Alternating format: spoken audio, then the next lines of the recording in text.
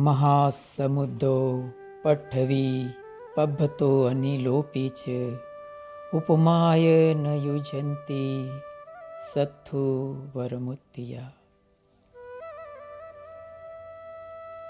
महाकारुणिक भगवान तथागत बुद्ध बोधिसत्व डॉक्टर बाबा साहब भीमराव अंबेडकर तथा श्रद्धावान धर्म भाई धर्म बहनें,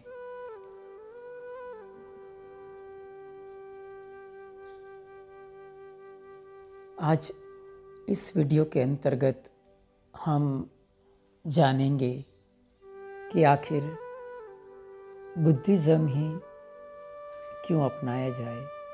आखिर बुद्धिज़्म ही क्यों? बुद्धिज़्म में क्या क्या श्रेष्ठ पहलू है।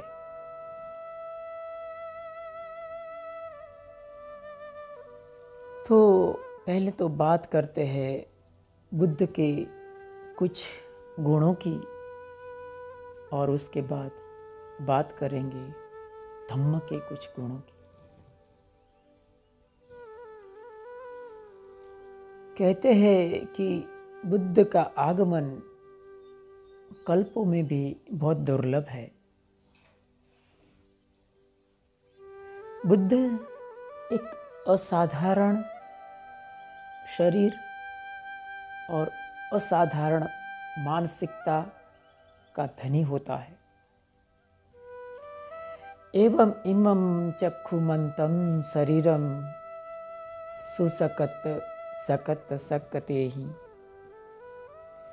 देवेंद्र नागेंद्र नरेंद्र पूजितो मनुष्य सेठेहि तथैव पूजितो तम वंदन पंजलि का भवित्वा बुद्धो हवे कप सत्ते ही दुर्लभ होती।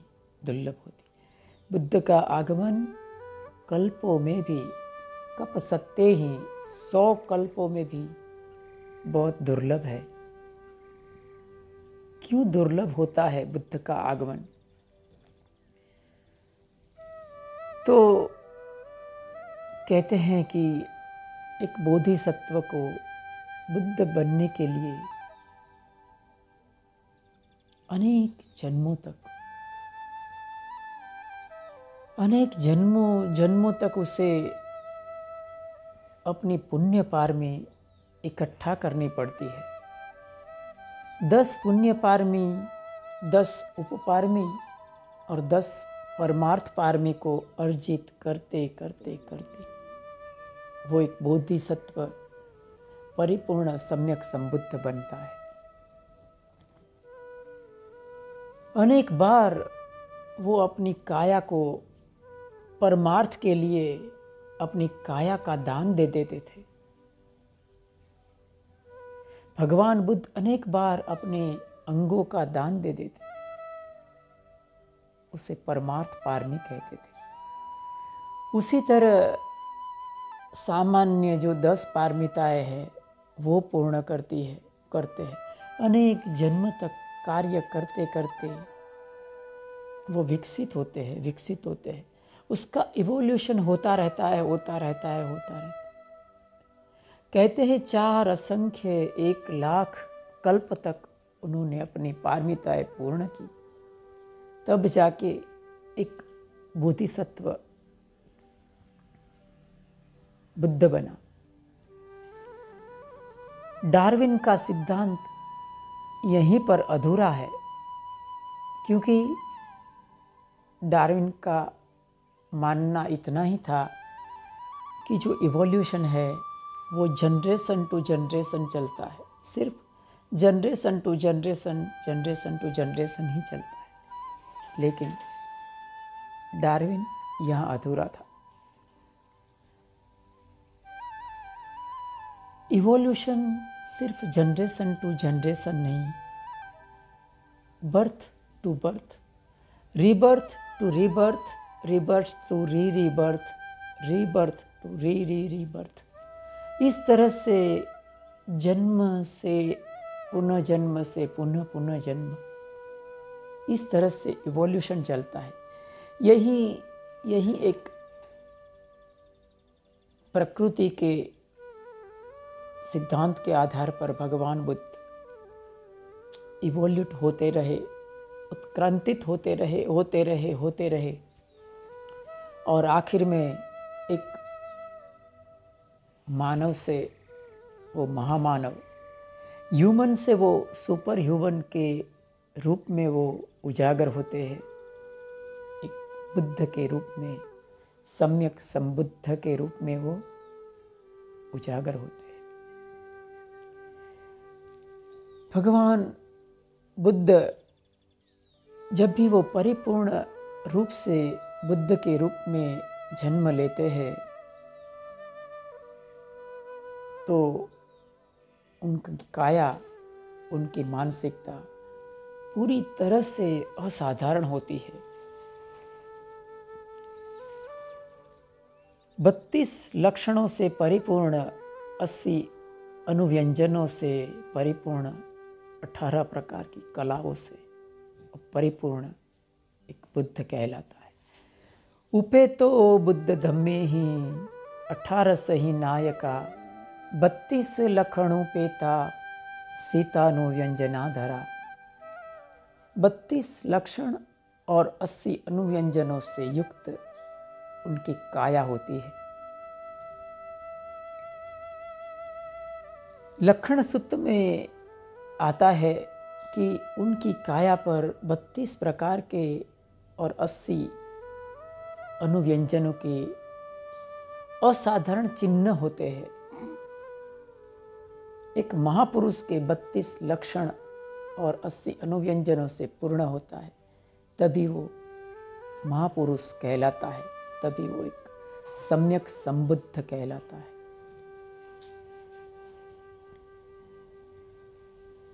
पुनश्च परम भिक्खवे महापुरुषस्य महापुरुष लक्षणं भवति। महापुरुषस्य हेठा पाद तलेसु अर्थात पैर के नीचे चक्कानी जातानी होती, सब्बाकार परिपुरानी, सनेमिकानी सनाभिकानी, उनके पैर के तलवे में चक्र होते हैं, सब आकारों से परिपूर्ण, सहस्रानी मानी सहस्त्र आरों से परिपूर्ण होता है। सनेमिकानी सनाभिकानी, उसका केंद्र बिंदु भी होता है, उसकी परिधि भी होता है। भगवान बुद्ध के तलवे में इस प्रकार के चक्र थे, निशानियां थी। जब भी वो चलते थे तो वो निशानियां इतनी स्पष्ट थी कि जो विद्वान लोग थे उनके पीछे पीछे, वो पैर के निशान के पीछे पीछे चल के भगवान बुद्ध को खोज लेते थे।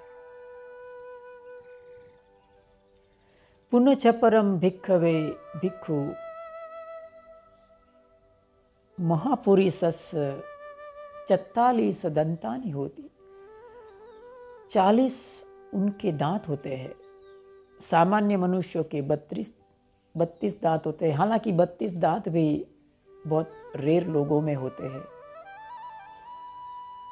40 दांत से उनका मुख परिपूर्ण होता है। उसके अलावा उनकी जीवान है वो कपाल तक आती है, इधर कान तक, इधर गले तक, इतनी लंबी जुबान होती, बहुत दीर्घ होती है। पुनश्च परम भिक्खवे भिक्खु 19 शीशो होती, उनके माथे पर उपशीष होता है। उसके अलावा उसके शरीर पर जो, हमारे शरीर पर जो रोम होते हैं वो सामान्यतः लोगों में वो एक लोमकूप में 2 लोम होते हैं, लेकिन जो बुद्ध होता है उसके एक लोमकूप में एक ही लोम होता है। बुद्ध का जो बाल है सिर का वो कुंडलकार में होता है, दाईं तरफ से लेके बाईं तरफ वो कुंडलाकार में होता है और उसका वर्ण नीले रंग का होता है। इदम्पि महापुरुषस्य लक्षणम भवति, ये महापुरुष के लक्षण होते हैं। इसके अलावा भी 32 प्रकार के बहुत लक्षण होते हैं। उनकी उंगलियां समान होती है, दीर्घ उंगली होती, मानी ये उंगलियां उनकी दीर्घ और समान होती है। जाल हत्थु उंगली हो, मानी ये जो उनकी हाथों की उंगली तरह यहाँ जैसे कि बतख को होता है ऐसा चिन्ह होता है। खास करके सबसे उनका जो महत्वपूर्ण 32 लक्षणों में से एक है वो ऊँही शीशो होती, भगवान बुद्ध के सिर पर एक उपशीष होता है। सिर का ऊपरी हिस्सा थोड़ा ऊपर उठा हुआ होता है। वो आखिर क्यों ऐसा होता है, उनको उपशीष क्यों होता है? तो उसे माने इन शॉर्ट जानते हैं कि हमने देखा होगा कि एक माता जब शिशु को जन्म देती है तो बच्चा रोता है और वो हिचकियाँ लेता है। जब वो हिचकियाँ लेता है तो उसके सिर के ऊपर जो तालु प्रदेश है उधर खड्डा हो जाता है, तालु प्रदेश थोड़ा दब जाता है। तो उसको ऐसा उल्टा करके बच्चे की 2 टांगे पकड़ के उल्टा करके उसको हिलाते हैं तो ये खड्डा पड़ जाता है। ऐसा इसीलिए होता है कि सामान्य इंसान की जो भीतरी ऊर्जा है, जो भीतरी एनर्जी है, उसकी गति अधोगामी होती है। नीचे की तरफ वो गति का खींचाव होता है। जब भी ऊर्जा एनर्जी का गति का खींचाव नीचे की तरफ होता है तो सामान्य जन में यहाँ खड्डा हो जाता है। ये भाग नीचे की तरफ खींच रहा है, ये उसका संकेत है। लेकिन जो असामान्य है, जो सुपर ह्यूमन है, उसका एनर्जी के जो गति है वो ऊर्ध्वगामी होती है। इसीलिए उनका जो एनर्जी ऊपर की तरफ खिंचाव होने की वजह से इधर उपशीष का निर्माण होता है। उसका जो शीश है वो ऊपर से थोड़ा ऊपर उठ जाता है। वो इस बात की निशानी है कि सामान्य मनुष्य अपने ब्रेन का सिर्फ 7 से 8% इस्तेमाल करता है। ये साइंस का कहना है कि सामान्य इंसान अपने ब्रेन का 7 से 8% उपयोग करता है, इस्तेमाल करता है। जो असामान्य होता है वो ज़्यादा बढ़ता है, ज़्यादा वो अपने ब्रेन का इस्तेमाल करता है और वो धीरे धीरे असाधारण बनता जाता है। तो वो इंसान कैसा होगा जो अपने दिमाग का 100% इस्तेमाल कर सकता है? वो हमारे कल्पना शक्ति के बाहर है। उसका जो गुण, उनकी शक्तियाँ हमारी कल्पना शक्ति से बाहर होती है। लेकिन जहाँ तक 100% दिमाग के इस्तेमाल का सवाल है, वो तो कल्पनातीत है ही, वो तो इंद्रियातीत है ही। लेकिन जो इंसान के ऊपर एक्स्ट्रा ब्रेन है, उसके पास एक्स्ट्रा ब्रेन है, वो 100% नहीं, 100%, वो 200% अपने दिमाग इस्तेमाल करता है। उसकी शक्ति कितनी असाधारण होगी। वो इंसान के कल्पना के बाहर है। इतना ही नहीं, वो अमनुष्य जगत है, जो इनविजिबल दुनिया है, उसके कल्पना से भी बाहर है। इसीलिए कहते हैं कि बुद्धो हवे कप सत्ते ही दुर्लभ होती। उनकी शक्तियाँ हमारी कल्पना के अंदर बैठ नहीं सकती। रत्न सूत्र के आरंभ में ही कहते हैं कि कोटि सत सहस्रेषु चक्रवालेषु देवता यसाणम पटे गणहन्ति यश्च वैशाल्यम पुरे। कोटि सत सहस्रेषु चक्रवालेषु देवता, मानी कोटि सत सहस्रेषु 100,000 करोड़, 100,000 करोड़ चक्रवाल, 100,000 करोड़ चक्रवाल तक जिसकी आज्ञा, जिसका ज्ञान विस्तृत था। कोटि सत सहस्रेषु चक्रवालेषु देवता। चक्रवाल का अर्थ यह होता है कि आज की अगर उसको भाषा में समझे तो चक्रवाल का अर्थ होता है एक गैलेक्सी। उतने लोक तक, उतनी गैलेक्सियों तक, 100,000 करोड़ गैलेक्सियों तक जिनका ज्ञान विस्तृत था, वो बुद्ध था। वो ही एक बुद्ध हो सकता है। बुद्धो हवे कप सत्ते ही दुर्लभ होते। 100 कल्प में भी बुद्ध का आगमन इसीलिए दुर्लभ होता है।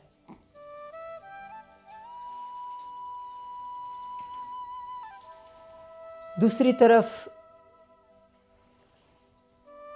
जो बुद्ध होता है उसकी दो ही गति हो सकती है। द्वेव गतियो भवन्ति अनन्या, मानी दो ही गति होती है, तीसरी गति नहीं होती। महापुरुष समनागतो द्वेव गतियो भवन्ति अनन्या, दूसरी गति नहीं होती। सचे अगारम अज्ञावसति राजा होती चक्रवती। अगर वो संसार में रहता है, गृहस्थ जीवन में, राजा होती चक्रवती, तो वो चक्रवती राजा बनता है।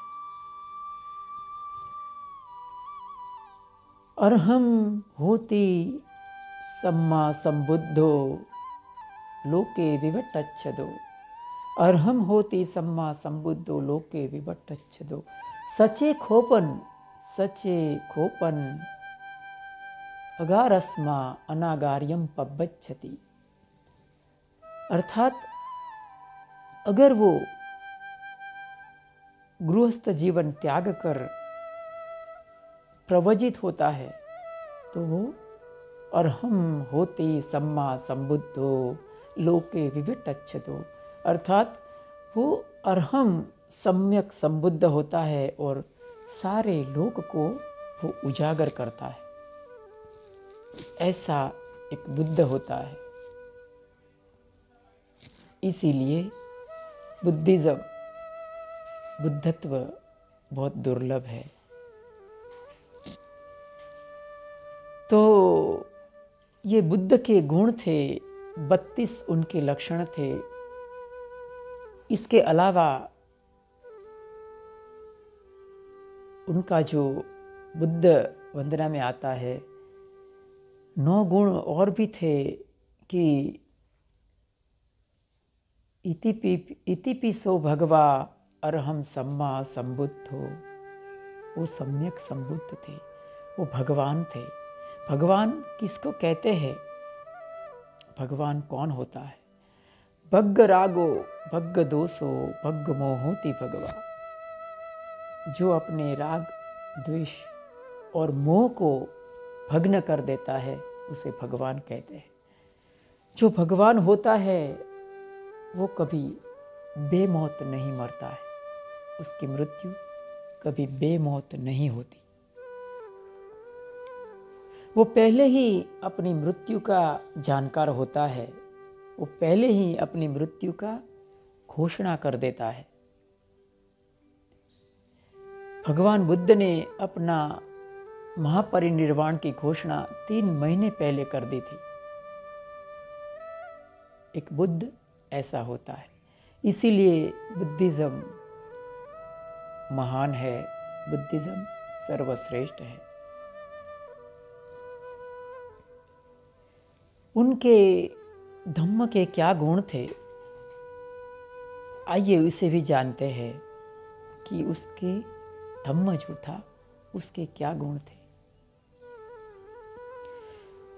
भगवान बुद्ध ने कभी ये नहीं कहा कि तुम मेरी शरण में आ जाओ, मैं तुम्हें तार दूंगा।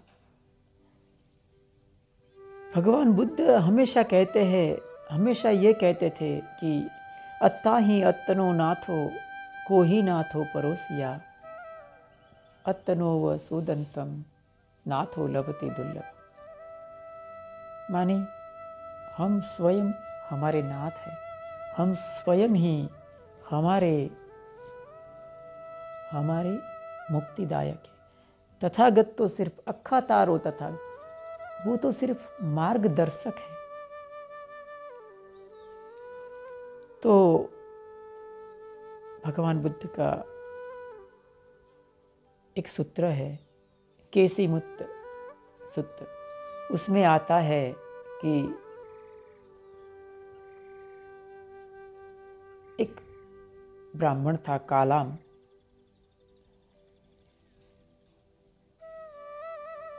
तो वो भगवान को मिलता है और उसको कहता है कि भगवान, अनेक लोगों को मिलता हूँ, श्रमणों को, ब्राह्मणों को, मुनियों को, सब कहते हैं कि हमारा धर्म सही है, हमारा संप्रदाय सही है, बाकी सब गलत है। तो शंका, संशय पैदा होता है कि कौन सही है, कौन गलत है। कंखा होती विचिकिच्छा कोसु इमेसु नामम सच्चम आहम कोसु मुसाति। कौन इनमें से सच है और कौन गलत है? कंका होती विचिकिच्छा, शंका, संशय पैदा होता है। भगवान आप बताइए क्या सत्य है? तो भगवान मुस्कुराते हैं। तो कालाम सूत्र में कहते हैं कालामों को कि कालामों, तुम किसी भी बात को इसीलिए मत मान लो, इसीलिए अनुकरण मत करो कि बहुत समय से बात को सुनी जाती है, इसलिए अनुकरण मत करो। माँ अनुस्सवेन, माँ परंपराय, बहुत सालों से, बहुत सदियों से हमारी परंपरा चली आ रही है, इसीलिए तुम किसी भी बात को मत मानो। माँ इति किराय, बहुत समय से हम सुने जा रहे हैं, बोले जा रहे हैं, इसीलिए हम मानना है? नहीं कालामो, तुम इसीलिए मत मानो कि बहुत सदियों से बात को दोहराए जा रही है, बहुत सदियों से बात को सुनी जा रही है। माँ पिटक संपदानेन, किसी धर्म ग्रंथ में लिखा है, इसीलिए किसी भी बात को तुम मत मानो कालामो।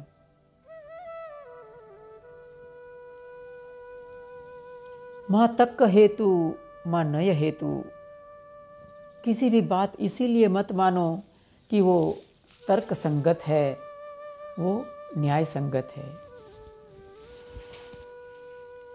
होता हमारे जीवन में होता यह है कि हम किसी भी बात को जल्दी से मान लेते हैं, हम जजमेंटल बन जाते हैं। किसी के बारे में कुछ कहते ही उसके बारे में हम इमेज खड़ी कर लेते हैं, उसके बारे में हम जानने की कोशिश नहीं करते हैं। हालांकि अगर सुना भी गया हो, देखा भी गया हो, तो भी असत्य हो सकता है, क्योंकि सुना हुआ, बोला हुआ, देखा हुआ भी व्यक्ति, स्थिति और समय के अनुसार वो बदलता रहता है। व्यक्ति, स्थिति और समय के अनुसार व्यक्ति बरतता है, व्यक्ति रजुआत करता है। समय के साथ सत्य भी बदल जाता है। तो इसीलिए माँ तक हेतु माँ नए हेतु न्यायपूर्ण है, इसीलिए मानना है। तक पूर्ण है, तक मानी तर्क संगत है, इसीलिए मानना है। तो नहीं कालामो।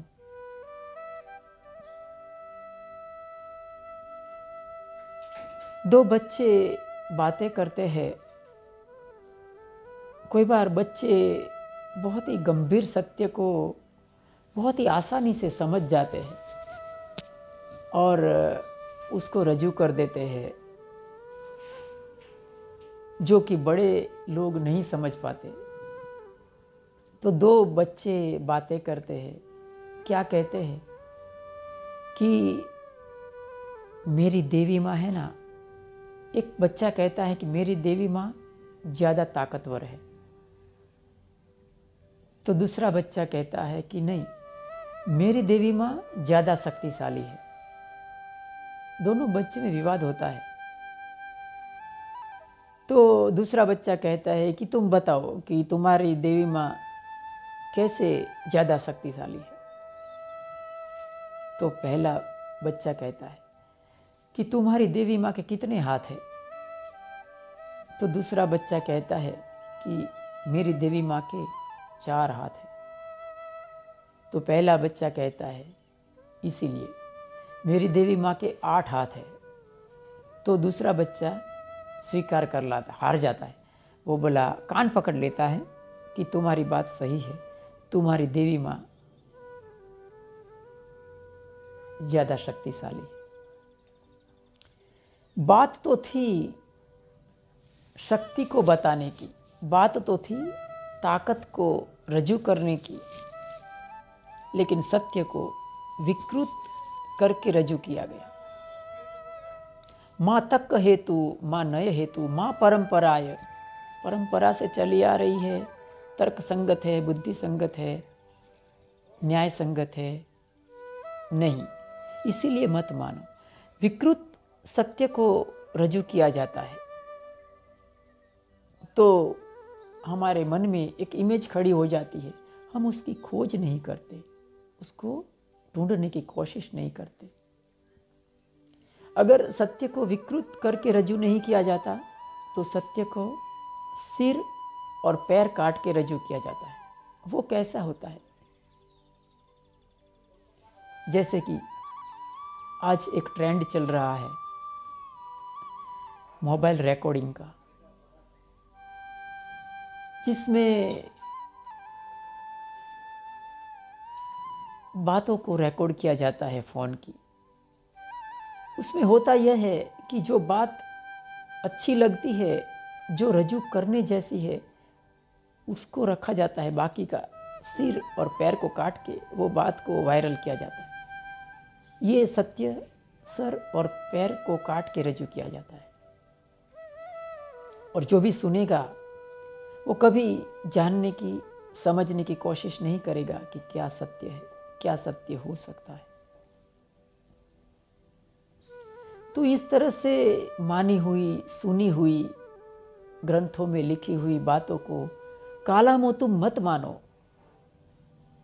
माँ दिट्ठी निंजा नखतिया, मेरा दर्शन जो है वो बहुत ही क्षमतावान है, इसीलिए मान लेना है। नहीं, माँ भव्य रूपताय, हमारा धम्म है, गुरु है, बहुत भव्य रूपताय, बहुत भव्य रूप वाला है, इसीलिए मानना है। नहीं कालामो। माँ समणो नो गरुति, मेरा गुरु कहता है, श्रवण कहता है, इसीलिए मानना है। नहीं कालामो।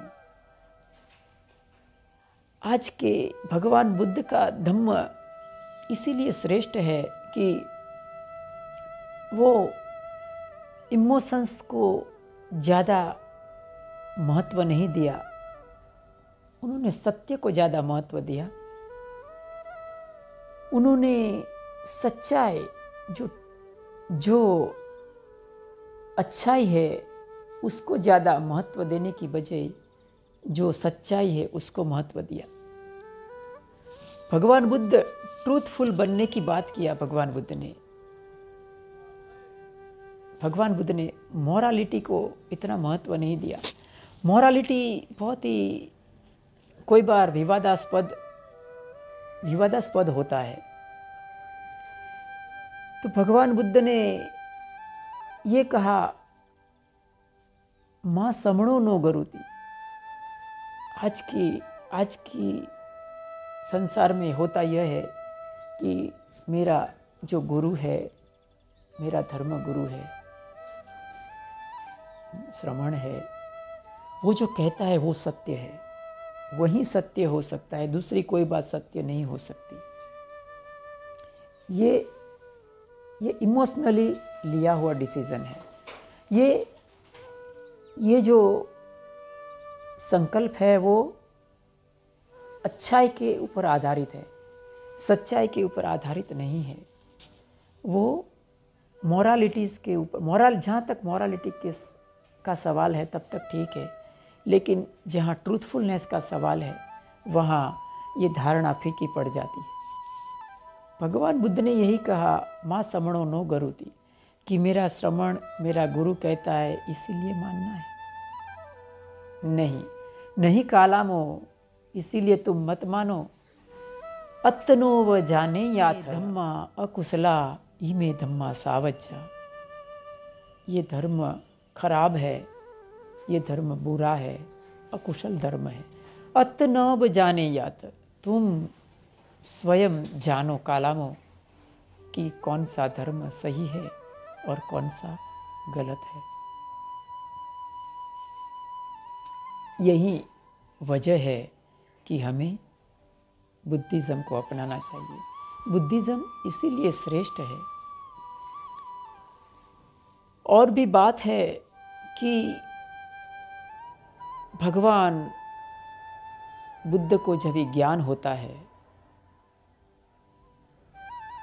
तो वो कौन सी अवस्था प्राप्त करते थे, उन्होंने कौन सी अवस्था प्राप्त की थी। तो ये वीडियो की शुरुआत में ही मैं एक गाथा बोला था, महासमुद्रो पट्ठवी पब्बतो अनिलो पीच उपमाय न युज्यन्ते सत्तुवर मुत्तिया। अर्थात महासमुद्र, पृथ्वी, पर्वत, हवा, वायु, आकाश, किसी को भी हम जो भगवान बुद्ध ने जो बुद्धत्व पाया था उसकी उपमा नहीं दे सकते। उपमाय न युज्यन्ति सत्तुवर मुत्तिया। उनकी मुक्ति का हम उपमा नहीं दे सकते हैं। उपमाय न युज्यन्ति। उन्होंने क्या पाया था, वो क्यों दुर्लभ था। तो थोड़ा सा लॉजिकल बैकग्राउंड में जाते हैं। संसार के सारे धर्म, सारे संप्रदाय, हालांकि संप्रदाय भी नहीं कह सकते, क्योंकि संप्रदाय उसको कहता है कि जो समत्व प्रदान करता है। समत्वम प्रदायेतु ति संपदाय। जो समत्व प्रदान करता है उसी को संप्रदाय कहते हैं। समत्व प्रदान कौन सा धर्म करता है। तो भगवान बुद्ध ने क्या पाया था, संसार के सारे धर्म संप्रदाय एग्जिस्टेंस को महत्व देते हैं, हयाती को महत्व देते हैं। कुछ है, आत्मा है, परमात्मा है, ये है, वो है, इटर्नल हैप्पीनेस है, वो है को महत्व देते हैं। भगवान बुद्ध उस बात में सबसे पृथक थे, सबसे भिन्न थे, उन्होंने नॉन एग्जिस्टेंस को महत्व दिया कि नहीं है, ये निर्वाण है, नहीं है, ये निर्वाण है, नहीं है, ये मुक्ति की अवस्था है, नहीं है। इसीलिए जो निब्बान है उसे अकथंकथि कहा गया, मानी जिसकी कथा नहीं हो सकती है, जिसको आज की सामान्य भाषा में कहते हैं कि गूंगे केरी सरकरा खायो सो मुस्काए। गूंगे केरी सरकरा क्या है? हालांकि गूंगे केरी सरकरा तो गूंगे केरी सरकरा भी है, क्योंकि अगर गुड़ का स्वाद ले लिया और हमें पता ही नहीं है कि ये गुड़ है, हमने पहली बार देखा, पहली बार खाया, पहली बार चखा, तो हम उसको बयान नहीं कर सकते हैं, ज़ुबान होने के बावजूद भी नहीं कह सकते हैं कि ये क्या है। तो ऐसी तो अनेक क्षेत्र है जिसमें हम अनुभव करने के बावजूद भी नहीं कह सकते हैं कि ये कैसा अनुभव होता है। लेकिन जहाँ तक निब्बानिक अवस्था का सवाल है, भगवान बुद्ध ने जो अनुभव किया था वो इंद्रियातीत, भावनातीत, कल्पनातीत, वो अनुभवातीत अवस्था थी। उन्होंने 9 प्रकार के ध्यान के शिखर को सर करते करते करते अंत में संज्ञा वेदित निरोध अवस्था को प्राप्त की थी। संज्ञा वेदित निरोध अवस्था का अर्थ होता है, संज्ञा किसको कहते हैं? संज्ञा कहते हैं कुछ है की भावना को। ये है, वो है, अच्छा है, बुरा है, जहाँ संज्ञा बिल्कुल काम करना बंद कर देती है, अर्थात एक अवस्था है जहाँ डेथ का अनुभव हो जाता है। इंसान मृत्यु को बहुत ही करीब से देख लेता है, बहुत ही करीब से उसे जान लेता है। जो मृत्यु को इतनी करीब से जान लेता है, वो जन्म को भी इतना ही करीब से जान सकता है। ये बात निर्विवादित है, क्योंकि मृत्यु के बाद जन्म लेना है। तो जो मृत्यु को इतनी करीब से जान लेगा, वो जन्म को भी करीब से जान लेता है, वो कभी जन्म नहीं लेता। लेकिन भगवान बुद्ध की बात तो कुछ और ही थी। उसको पूछते हैं कि निर्वाण किसको कहते हैं, तो उन्होंने एक उपमा दी कि जो दिया है उसको अगर बुझ जाता है तो वो ज्योत कहाँ जाती है? वो खत्म हो गई, वो नष्ट हो गई। तो भगवान बुद्ध के अंदर जो ऊर्जा, एनर्जी थी, वो एग्जिस्ट नहीं है। बुद्ध कभी दोबारा आ नहीं सकते। गौतम बुद्ध दोबारा नहीं आ सकते, लेकिन उनके जैसे बुद्ध अनगिनत हो गए और अनगिनत हो गए। लेकिन बुद्ध का दर्शन होना असंभव है, क्योंकि बुद्ध अब नहीं है, वो नॉन एग्जिस्ट है, वो मुक्त हो गए हमेशा हमेशा के लिए।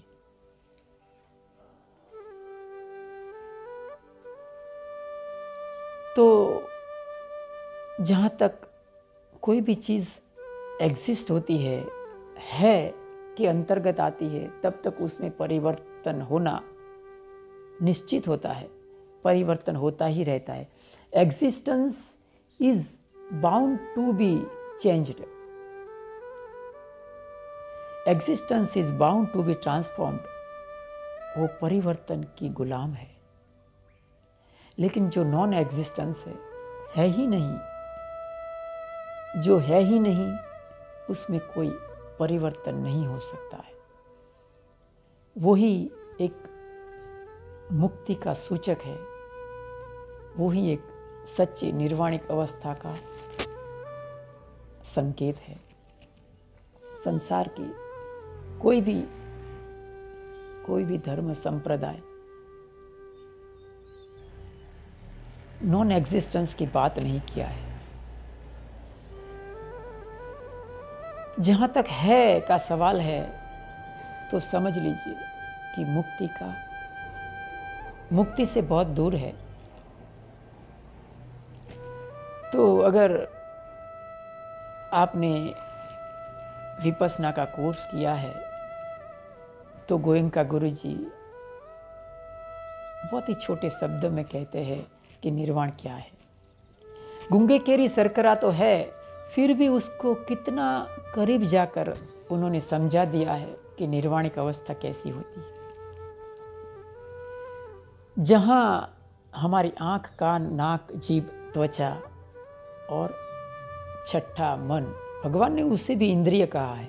ये 6 इंद्रिय संपूर्णतः काम करना बंद कर देती है, तब जाके एक इंसान बुद्धत्व को प्राप्त होता है, अरहंतों को प्राप्त होता है। वो एक मृत्यु को बहुत ही करीब से जान लेता है। वो इंसान, वो अरहंत है। दूसरी तरफ उन्होंने एक बहुत अच्छी बात बताया गुरुजी ने कि साधक प्रगति करते करते उसके अंदर से मेरापन मर जाता है। जो मेरेपन का बंधन है वो टूट जाता है और वो प्रगति करता है तो उसका मैं भी टुकड़े टुकड़े होते वो भी नष्ट हो जाता है, मेरा भी नष्ट हो जाता है, मैं भी नष्ट हो जाता है। यहाँ तक ही बाउंड्री है दूसरे संप्रदाय और धर्म की कि वो इतना ही जानते हैं कि मैं और मेरा नष्ट हो जाता है। लेकिन जो बुद्ध है वो यहाँ भी नहीं रुके। उन्होंने क्या कहा कि जो है मैं हूँ भी नष्ट हो जाता है, एग्जिस्टेंस भी खत्म हो जाता है। जहाँ कुछ भी नहीं होता वहाँ बुद्धत्व, निर्वाण की अवस्था उजागर होती है। ये एक बुद्ध होने का गुण है, ये बुद्ध और उसके धम्म का ये लक्षण है। एवं इमं चक्षुमन्तं शरीरं सुसकत सकत सकते ही देवेंद्र नागेंद्र नरेंद्र पूजितो मनुष्य सेठे ही तथैव पूजितो तम वंदन पंजलिका भवित्वा बुद्धो हवे कप सत्ते ही दुर्लभ होती। बुद्ध का आगमन 100 कल्पों में भी बहुत दुर्लभ है। इसीलिए हमें बुद्धिज्म को बहुत ही श्रद्धा से और निष्ठा से अपनाना चाहिए और उसके मार्ग पर प्रगति करते करते हमें अरहंत्व और मुक्त अवस्था को प्राप्त करना चाहिए। यही हमारे जीवन का ध्येय है। यही एक बुद्धिस्ट